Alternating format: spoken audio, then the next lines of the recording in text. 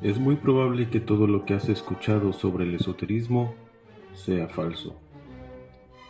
Misterio, ritos, simbología, masonería, metafísica y muchos otros temas de la misma naturaleza son los que estaremos estudiando y conversando en este espacio hecho especialmente para ti, que has decidido quitarte no solo el velo de la materialidad, sino también el del falso esoterismo del occidente moderno. Bienvenidas, bienvenidos queridos internautas. Saludos queridos internautas, agradecemos su visita a este que es el primero de una serie de videos que estaremos realizando en este canal con el objetivo de difundir el conocimiento de la tradición primordial desde una de sus formas tradicionales pertenecientes a Occidente. Para ello contaremos con la guía y la compañía del venerable maestro Hermes Mercurio, quien responderá a nuestras preguntas y aclarará los conceptos a fin que tengamos una idea clara de lo que realmente es el esoterismo y sus diferentes expresiones. En primer lugar, quisiéramos compartirles algunos aspectos sobre nosotros a fin de dejar en claro desde el principio quiénes somos, cuáles son las fuentes de nuestro conocimiento y cuál es nuestro objetivo. El grupo de personas que participamos tanto en la creación de este canal como en las actividades propias del ámbito esotérico, pertenecemos a una rama de la antigua masonería operativa que tiene sus orígenes antes de la creación de la Gran Logia de Inglaterra en 1717 y por lo tanto conserva los rituales y formas tradicionales originales, la Orden Real de Heredon and de Kilburn. Para poder dar paso al abordaje de los temas que hemos mencionado al inicio de este video, será necesario profundizar un poco más sobre el tema de la masonería operativa y la tradición primordial. Maestro, agradecemos su presencia para compartir con nosotros los conocimientos que a través de los años usted ha estudiado y alcanzado, por tanto de la razón como por los métodos, que así se le puede llamar, de la masonería operativa. En primer lugar, nos gustaría saber cuál es la razón por la cual se corre el costo. Gracias, muy querido hermano, por esta introducción. Paso ahorita enseguida a responder tu pregunta. Nada más quisiera sí comentar que efectivamente, como tú dices, nosotros pertenecemos a una rama de la francmasonería operativa, la Orden Real de Heredon de Kilburn, que su creación es muchísimo más atrás de la creación de la Gran Logia de Londres en 1717, con la acción inconsulta de Anderson y sus 4 secuaces. Eso es importante que lo tengamos presente. Bueno, y el uso de la máscara es por una cuestión, pues sabemos que estamos viviendo en tiempos un poco complicados, un poco difíciles. Es tiempo en donde, pues, se desconoce realmente lo que es la masonería. Mucha gente la vincula con cosas que tienen que ver con el ocultismo, el espiritismo, la magia. Incluso hay personas que creen que la masonería tiene que ver con cosas diabólicas, etcétera. Hay un desconocimiento. De manera tal que es importante tener una cierta precaución con la vida pública, con la vida profana. También hay otras razones de índole más, podríamos decir, esotéricas, que tienen que ver con el anonimato. Se irán dando cuenta nuestros visitantes de que nosotros no usamos nuestros nombres de pila, porque en los trabajos masónicos que llevamos a cabo se utilizan nombres que tienen que ver con el ámbito precisamente dentro del templo, algo sagrado. Eso es importante de señalarlo, que no se pierda eso. Entonces, por eso decidimos ese anonimato. También hay una parte muy importante en la francmasonería que tiene que ver con uno, digamos, con la disminución, vamos a decirlo así, del ego y el aumento de lo espiritual. Entonces, ahí es importante que también tengamos eso claro. Nosotros somos parte de unos eslabones de una tradición ininterrumpida, y en ese sentido lo que es importante es nuestra labor dentro de esa cadena para que construyamos entre todos, digamos, la gran obra. Y bueno, también quisiera decir que la función que tengo dentro de la Orden Real de Herón de Kirwinin es la de muy respetable gran maestro del capítulo soberano para México y el Caribe, y de venerable maestro dentro de lo que es la augusta y respetable Logia Madre Metropolitana San Juan Evangelista número 1. Te comentaría también por otro lado, hermano, que bueno, nosotros estamos participando en la Orden Real desde el año 2006, pero los estudios que nosotros hemos venido abordando de los temas esotéricos tradicionales, pues en realidad van mucho más atrás, porque pues nosotros hace ya algunos años estamos estudiando cuestiones como el árbol sefirótico, un poco de alquimia, la simbología, la metafísica, que vamos a hablar un poco más adelante de ellos, y yo creo que en otros videos para profundizar los temas. Por ejemplo, ahorita solamente diré del símbolo. El símbolo es lo que reúne. El símbolo, el simbolón, viene de un ejercicio de que reúne lo alto con lo bajo, digamos. La parte oscura con la parte luminosa. La parte esotérica con S y la parte exotérica con X. El símbolo, al mismo tiempo que vela, también revela, dependiendo del estudio que tenga uno con los diferentes elementos simbólicos. Y en este caso nosotros, como masones, pues de primera instancia nos toca estudiar todos los símbolos que están dentro precisamente del templo, de la logia. Pero bueno, eso lo iremos viendo muy poco a poco. Excelente, venerable maestro. Muchas gracias por las respuestas. Saliendo un poco de tema, mucho se ha hablado sobre si la masonería es una sociedad secreta o discreta. ¿Qué nos podría decir al respecto? Sí, es muy buena pregunta, hermano. Yo últimamente he oído esa expresión de parte de los masones, nuestros hermanos, los masones especulativos, pero es porque tienen una confusión. No se trata de que la masonería sea discreta. En realidad, hay que llamarlo por su nombre. La masonería es una organización iniciática. Y por ende, como toda organización iniciática, sea de Oriente o de Occidente, pues tiene secretos. Claro que tiene secretos. Y claro, todos los secretos son susceptibles a ser descubiertos. Pero en realidad, el sentido más profundo de por qué la masonería es secreta es porque el secreto último de toda organización iniciática, incluyendo la masonería, es develar el misterio más profundo de uno mismo, pero del ser, con mayúsculas, y la identificación de nosotros con lo divino. He ahí el secreto. Cuando nosotros tenemos esos atisbos de haber encontrado, develado lo más elevado, lo más alto, que es precisamente la divinidad, no hay manera de comunicarlo. No hay forma de que uno le diga al otro, oye, mira, me pasó esto. Eso es el verdadero secreto. Son incomunicables entonces, ¿no?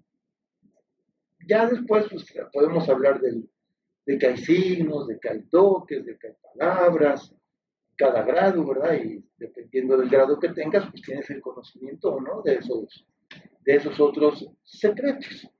Entonces, en este punto, la cuestión, digamos, secreta de la masonería es la propia vivencia del individuo dentro de la orden, que no puede de alguna forma explicar. No hay forma de que si yo te lo digo, lo entiendas, y si tú me dices tu experiencia, yo la puedo entender. Ese es el verdadero secreto de la masonería. Sí, esta experiencia que tiene que ver precisamente con el conocimiento de lo que es la divinidad, porque ahí entonces entraríamos a hablar de cuestiones metafísicas, ¿verdad? Pero Ok. digamos que sí, ese es en realidad todo el trabajo. Lo más profundo tiene que ver con eso. Muchas gracias, venerable maestro. Con respecto a lo que ha mencionado ahorita, por ejemplo, la palabra organización iniciática. ¿Qué es una organización iniciática? ¿Cuál es el inicio o cómo uno se inicia? Hay mucho más organizaciones iniciáticas aparte de la masonería. No sé si me pueda abordar un poquito más sobre ese tema. Esta también es una pregunta que es muy importante porque también uno encuentra mucha confusión en las personas. Creen que una organización iniciática es, por ejemplo, no sé, cuestiones que tienen que ver con el teosofismo, ¿no? Madame Blavatsky, Besant, todo este asunto, ¿no? Y en realidad esas no son organizaciones iniciáticas. Las organizaciones iniciáticas están en Oriente y en Occidente, ¿no? Podríamos decir, por ejemplo, que el taoísmo es una de ellas, o el Advaita Vedanta, o el esoterismo islámico, o la cábala, y la masonería. Es decir, uno inicia, por eso se llama una organización iniciática, uno se adentra al interior de estos grupos para precisamente empezar el camino de retorno al origen, de retorno a la divinidad.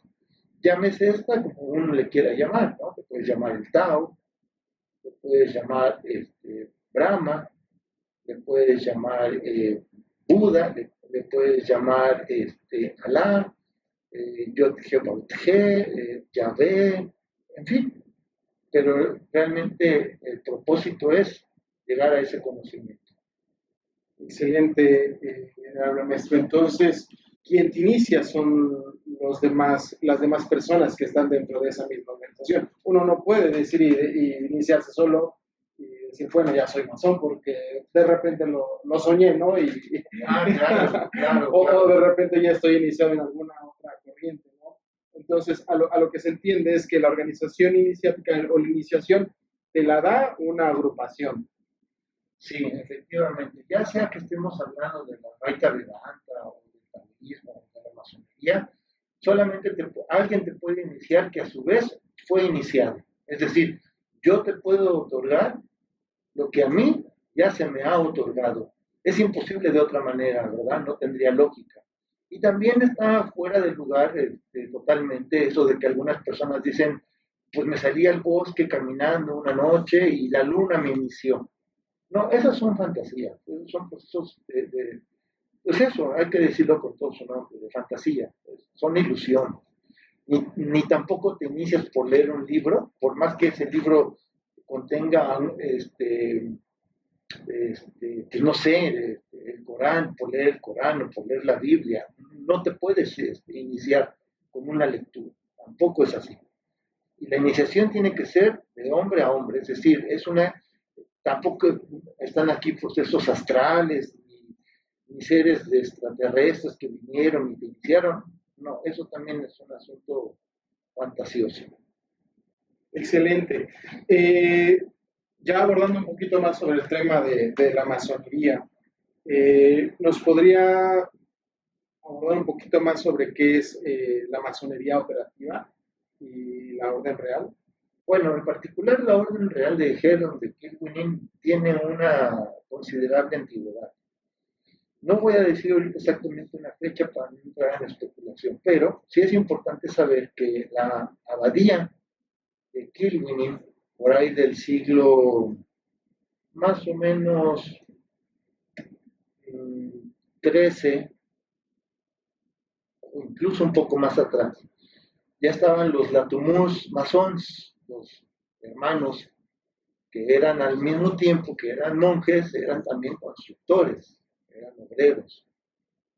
Y bueno, esos hermanos de ahí de la abadía de Kilwinning, con el paso del tiempo, ya entrado el siglo XIV, es cuando van a tener eh, vecinos A los templarios que fueron expulsados de Francia, que salieron corriendo, recordemos que Felipe el Hermoso y el Papa hacen una persecución de los templarios. Algunos de ellos se van a los cantones suizos, otros encuentran refugio en Portugal y algunos más van a encontrar refugio en Escocia, porque Robert de Bruce estaba excomulgado, así que no había problema, ¿verdad?, que llegaran ahí a Escocia. Y en la batalla de Bannockburn, los templarios van a ayudar a Robert de Bruce a ganarle a las tropas invasoras de los ingleses.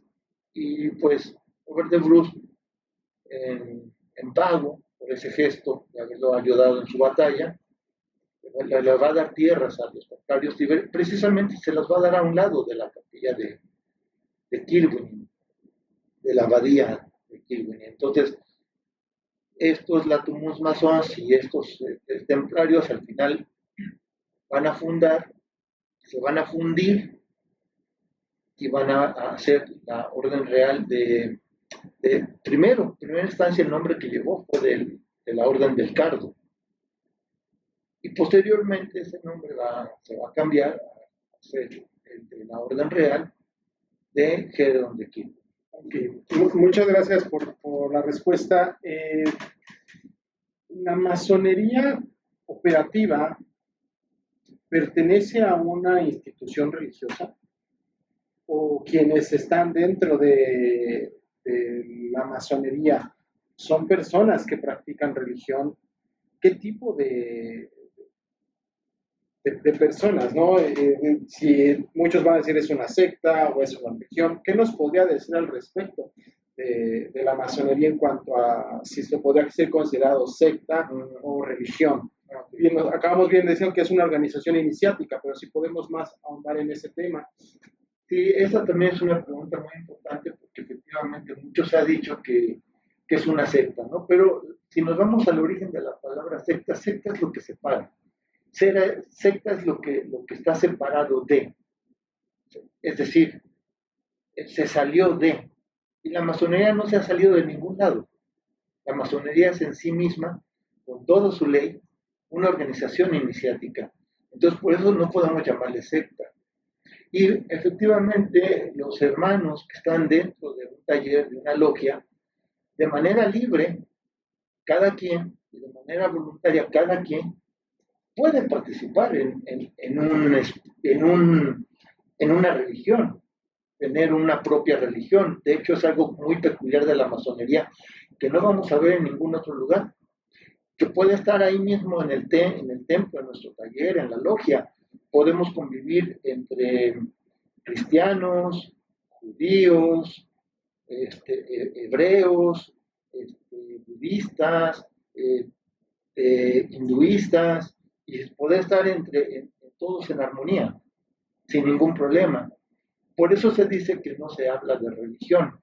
Si bien en la masonería se hablan de cosas espirituales muy elevadas, lo que tratamos de no hacer es proselitismo, ¿no? Proselitismo de ningún tipo, para que los hermanos no tengan diferencias y no tengan confrontaciones y no tengan este tipo de discusiones, ¿no?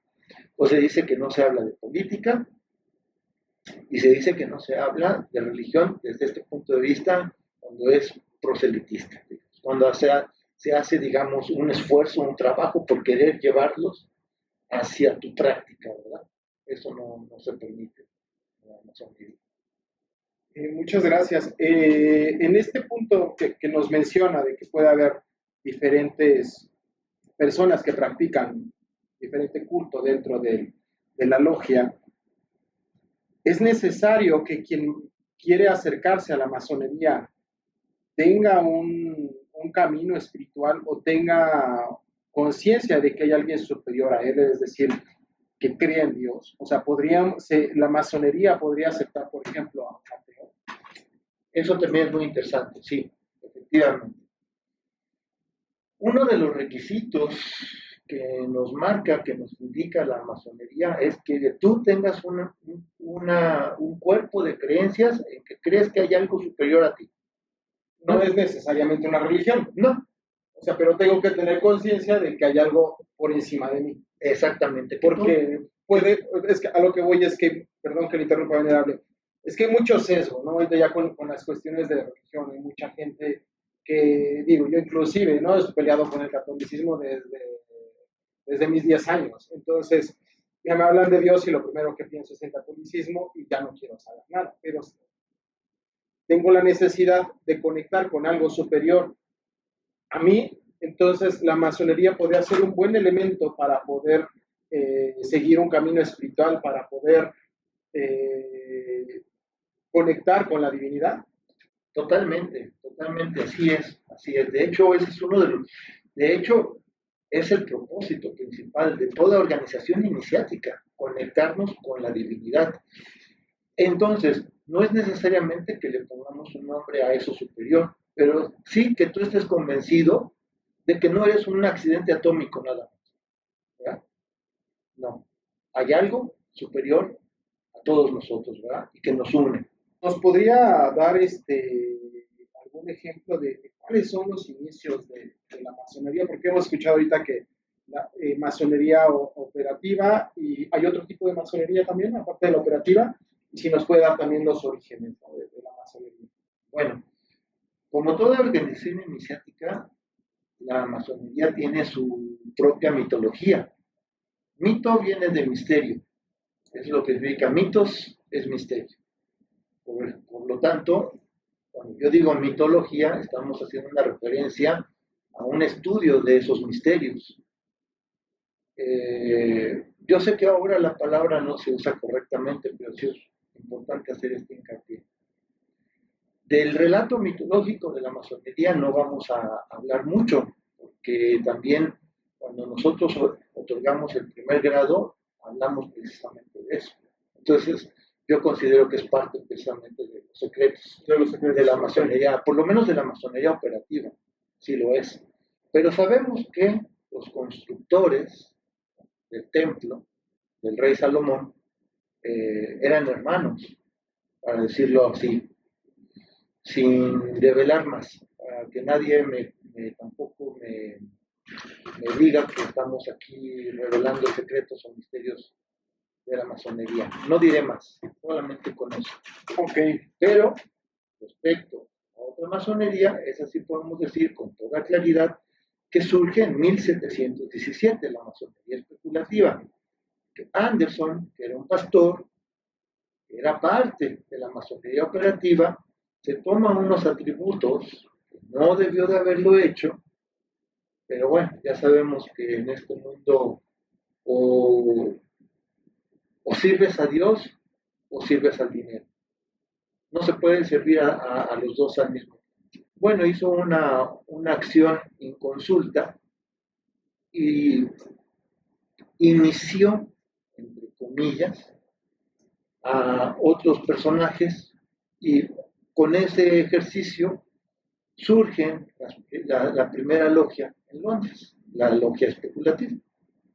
Pero bueno, esa es una historia que seguramente incluso los hermanos especulativos deben de conocer bien, así que pues creo que es algo bastante público y notorio, de todos conocido, que surge en Londres y adquiere mucha fuerza después, toma mucha notoriedad. Posteriormente, los masones operativos, algunos, al ver que ya está dado el golpe, ya está la estocada, algunos hermanos bien intencionados, operativos, se introducen a la masonería especulativa para tratar de enderezar aquel entuerto. Y más o menos lo logran con cierto éxito, pero no del todo. Pero bueno, esa es otra historia. ¿Cuál es la diferencia entre masonería operativa y especulativa? ¿Cuál es lo que marca una línea de la otra? Yo diría que la operatividad, vamos a decir que nosotros somos operativos no porque estemos todavía picando piedra, ¿no? Porque se podría achacar, ¿no? Se nos podría achacar eso o señalar eso y decir, pero ustedes ya no construyen catedrales, ni puentes, ni castillos, ciertamente. No es esa la operatividad.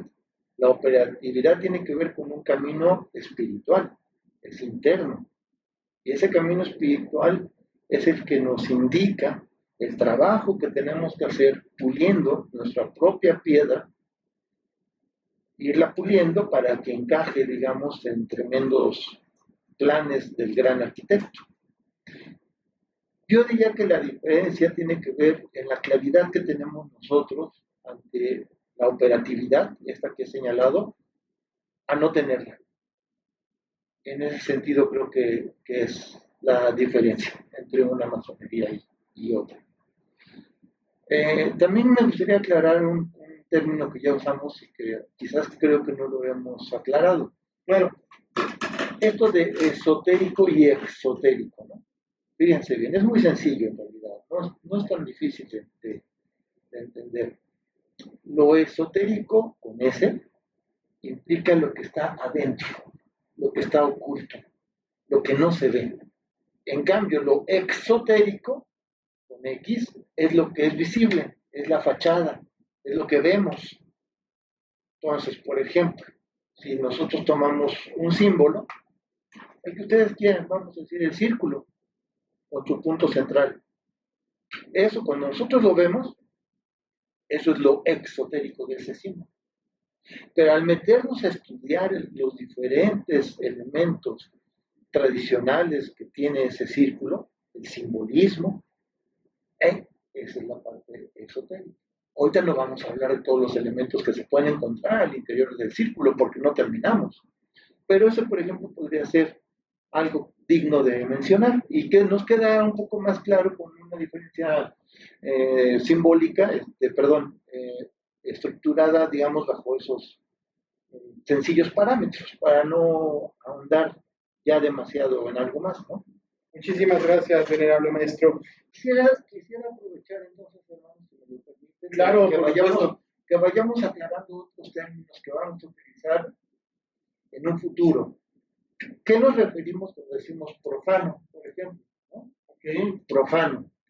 Profano es lo que está afuera del templo o enfrente del templo. Por eso decimos que esta persona que todavía no ha recibido la iniciación es un profano, porque está afuera del templo. Cuando ya una vez ha pasado las pruebas, porque hay que hacer varias pruebas para entrar a la Orden Real de Heron de Kirwinin, y una vez que ya es iniciado, ya no le llamamos profano, ya no es un profano, ya es un iniciado. Ahora, en este punto, entre que es aceptado y antes de que se le otorgue el primer grado, acuérdate que le decimos el neófito.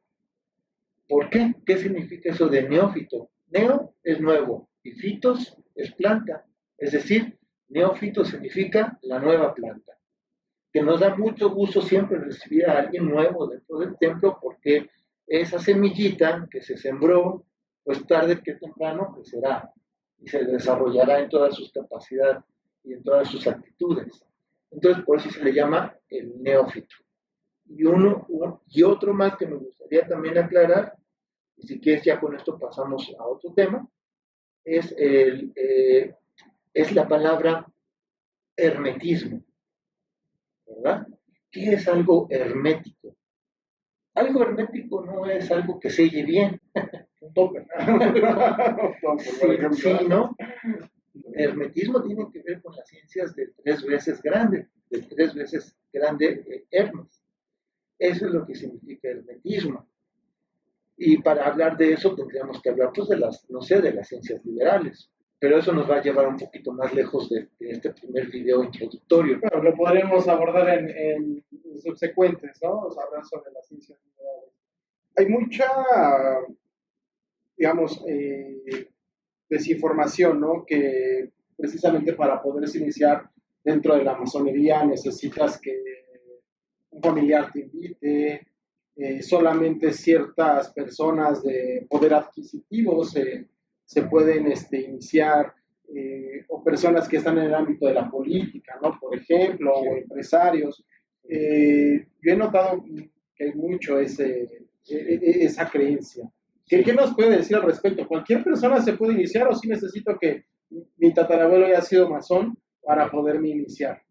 Bueno, es que hay esa creencia porque en realidad ahí sí creo que tiene razón de ser que haya esa creencia entre muchas personas porque efectivamente, déjame comentarte, por ejemplo, hay algunas logias en donde efectivamente si no perteneces a ese partido político, no puedes entrar. O hay algunas logias en donde si no tienes un alto poder adquisitivo, tampoco puedes entrar, porque cobran muy caro para poder ingresar. Entonces sí es cierto que ocurre eso. No debería de ocurrir, no debería de ocurrir, pero ocurre. Es así, efectivamente. No debería de ser uno de los requisitos para pertenecer a la francmasonería ni el ser rico, ni el pertenecer a un X partido político, ni el que tu abuelo haya sido o no masón. No debería de ser, pero ocurre. En la Orden Real de Jerón de Kirguinen esto por supuesto que no ocurre. Hay algo que a mí me llena de satisfacción y que se los menciono a ustedes, hermanos, los que ya son miembros de la Orden Real. En particular estoy seguro que esto ocurre en varios capítulos soberanos, no solamente el de México, sino también sé que en otras logias ocurre como la de Buenos Aires, de La Plata, que no nos preocupa mucho este asunto de cobrar alto, cobrar carísimo, al contrario, nos mantenemos con cuotas muy austeras, porque finalmente lo importante, pues sí, claro que necesitamos mantener la logia, ¿verdad?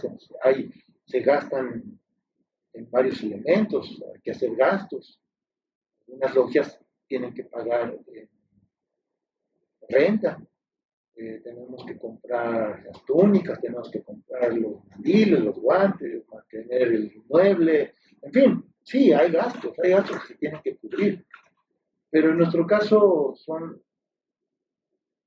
queremos mantener siempre un piso bajo, ¿no? Que no sea una fortuna desconsiderada para que algún miembro, algún sujeto que quiera ingresar a la logia no se vea impedido por el factor de dinero. Me parece que no debe ser lo importante. Muchas gracias, venerable. Entonces, para todos aquellos que estén interesados en iniciarse o tocar las puertas no necesariamente de esta logia, ¿no? Porque obviamente nos ven de muchos lados, ¿cuál sería el primer acercamiento para poder iniciarse, para poder acercarse a la masonería? Porque, pues obviamente la gente no anda por la calle gritando que es masón, entonces no nos llega la invitación por correo electrónico, entonces es un tanto sesgado, ¿no? El poder buscar la forma de iniciarse y también no mencionarlo que en eso se puede caer en muchas escuelas pseudo-iniciáticas de la New Age y completamente perder, ¿no? Perderse en las personas en ese punto. Cierto, ¿Cuál sería la recomendación? Esta sería la pregunta. ¿Cuál sería la recomendación para que una persona, un individuo, el hombre como tal, ¿no? Me refiero a hombre, mujer, pueda tomar un camino espiritual? Y la segunda, ¿qué consideraciones debería tener en cuenta para acercarse a un buen taller, a una buena logia? Bueno, sí, efectivamente, hay que comentar algo que ahorita tú mencionaste. La Orden Real de Jerón de Kirguinen es una masonería mixta. Aceptamos a hombres y mujeres en pie de igualdad.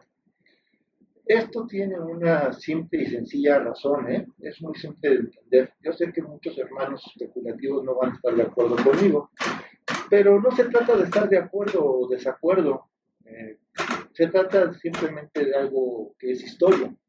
Si nosotros revisamos los anales de la masonería operativa, veremos que la mujer estuvo ahí, junto con el hombre, estuvo hombro con hombro, trabajando en la construcción de estas iglesias, de estas abadías, de estas construcciones que llevaron a cabo nuestros hermanos antiguamente. ahí estuvo la mujer, estuvo jalando la carretilla, estuvo picando piedra. Hay documentos históricos que así lo demuestran. Por lo tanto, la masonería operativa simplemente continuamos con la regla. La regla es aceptar a hombres y a mujeres en pie de igualdad. Ahora, ¿qué se necesita para que tú pudieses llegar a una buena logia, que esa logia no esté distraída en temas de política, que no estén distraídos en estar cazando ovnis, ¿no? Que no estén distraídos en, no sé, tantas cosas que se pueden distraer, en el teosofismo, en el espiritismo, estar leyendo la obra de Madame Blavatsky o de Besant, como si fuese importante, ¿no? Miren, como la masonería está en todo el mundo, eso también es cierto, pues, hay logias en todo el mundo, en todo el mundo. Yo les diría que aquellos interesados, pues, toquen puerta, y quizás van a tener que pasar por una logia y luego por otra. Ahora es muy fácil encontrarlas, ¿no? Te metes en internet y ahí están todas. Tienen páginas hasta en Facebook, suben fotos, ¿no? Con sus arreos, presumen sus medallas. No sé, se las pueden encontrar fácilmente. Y quizás, pues sí les digo a los buscadores honestos, a aquellos que están interesados en un trabajo espiritual, pues sí, van a sufrir un poco, porque de pronto van a ver que su logia no respeta eso y entonces a lo mejor tengan que ir a otra logia, ir a otra. Les diría que tengan paciencia.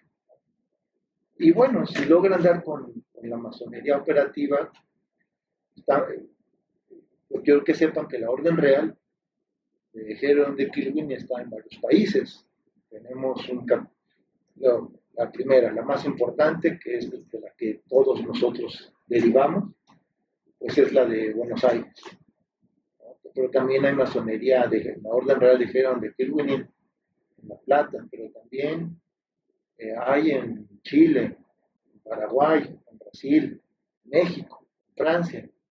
No sé si por ahí se me pasa alguna, ofrezco una disculpa si por ahí me brinqué alguna, pero esas son las que yo detecto ahorita del momento, ¿verdad?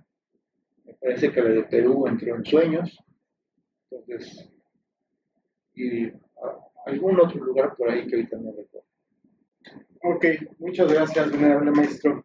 Bueno, dejaremos en los comentarios, en la descripción del video, las ligas, los enlaces para que ustedes puedan entrar a la página de la orden, igual y encontrar más información sobre la orden real. Agradecemos mucho su atención, que hayan estado con nosotros, que nos hayan acompañado en este live, en estas preguntas. Ojalá sigamos haciendo más y puedan irse incorporando para preguntar, ¿no? Cualquier duda sobre masonería, sobre cuestiones espirituales, pues aquí estaremos. Muy bien, pues nos despedimos, les agradecemos mucho a todos nuestros internautas que estuvieron ahí en vivo o los que después nos van a ver. Les mandamos un saludo cordial y pues que todos seamos uno. Que todos seamos uno.